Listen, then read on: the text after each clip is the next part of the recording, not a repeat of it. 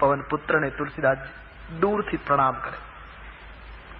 આગળના બધા વંદન વ્યક્તિ જેની વંદના થઈ છે બધાને તુલસીદાસજીએ ચરણમાં વંદન કર્યા, બધાને ચરણ સ્પર્શ કર્યો. હનુમાનજીની વંદનામાં તુલસીદાસજી દૂર ઉભા છે, ચરણ સ્પર્શ નથી કરતા. પ્રણવઉ પવન કુમાર, દૂરથી હનુમાનજીએ તુલસીદાસજીને પૂછ્યું કે ભાઈ મારો શું કસૂર? બધાને દંડવત કર્યા, બધાને પગે અડ્યા અને મારાથી દૂર. તુલસીદાસજીએ કહ્યું નહીં બાબા, આપના ચરણનો સ્પર્શ થઈ શકે. કેમ કે આપનું જીવન એટલું પવિત્ર છે, એટલી પવિત્રતમ વ્યક્તિ છો કે મને બીક લાગે છે કે મારા પવિત્ર હાથથી તમને અડું અને દોષ લાગે. એટલા માટે આજ સુધી હનુમાનજીને લોકો સ્પર્શ ઓછો કરે છે.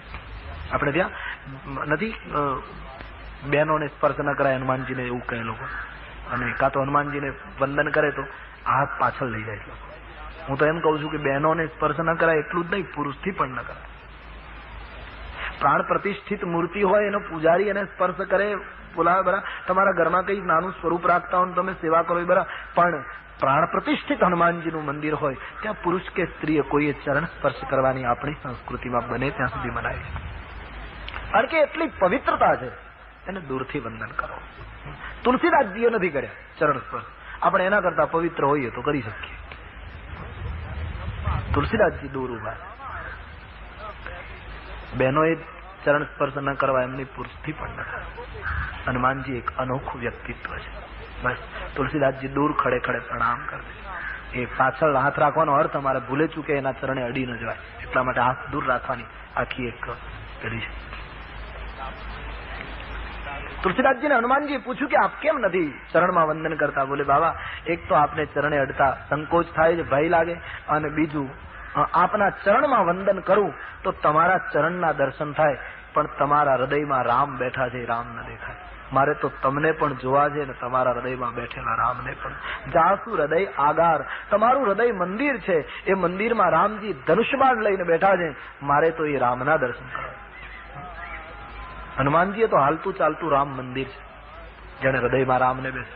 એ કેટલી વિચિત્રતા. રામજીને જયારે હનુમાનજીએ પ્રાર્થના કરી કે તમે મારા હૃદયમાં બેસો, એટલે ભગવાન એના હૃદયમાં આવવા તૈયાર થયા. તો જેવા આવ્યા તો હનુમાનજીએ પાછા કાઢ્યા. મહારાજ આમ નહીં, તો ધનુષ્બાણ લઈને બેસો. હનુમાનજીને રામજી કહ્યું કોઈના હૃદયમાં શસ્ત્રો લઈને બેસવું એ તો કઠોર પણ છે. હૃદય એક તો આટલો કોમળ અવયવ, અને એમાં હથિયાર લઈને બેસવું એ તો નરી કઠોરતા છે. ભલે નહીં મહારાજ, ભલે આપને દુનિયા કઠોર કહે, પણ મારા હૃદયમાં ધનુષ્બાણ લઈને બેસવું. એટલે પણ શસ્ત્ર લઈને શું જરૂર? કહે નહીં મહારાજ, મને મારા ઉપર ભરોસો નથી. ક્યારેક દુર્ગુણ આવી જાય અને પછી તમે દુર્ગુણને કાપવા હથિયાર લેવા જાઓ તો મોડું થઈ જાય. એટલે હથિયાર લઈને જ બેસો કે જયારે દુર્ગુણ આવે ત્યારે તુરંત તમે ઘા કરો અને મારા દુર્ગુણનો નાશ કરો. હનુમાનજી એક એવા ઉગ્ર સાધક છે કે પ્રભુને કહે હથિયાર લઈને બેસો. જાસુ હૃદય આગાર બસહુ રામ સર ચાપ ધર. ધનુષ્બાણ લઈને મારા હૃદયમાં આપ નિવાસ કરો. બડે અનોખે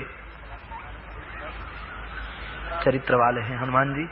તો હનુમાનજીની વંદના કરતા આગળ જઈએ તે પહેલા તુલસીદાસજીએ પોતાની વિનય પત્રિકામાં હનુમાનજી માટે જે પદથી વંદના કરી છે એ પદનું આપણે સૌ ગાન કરીએ.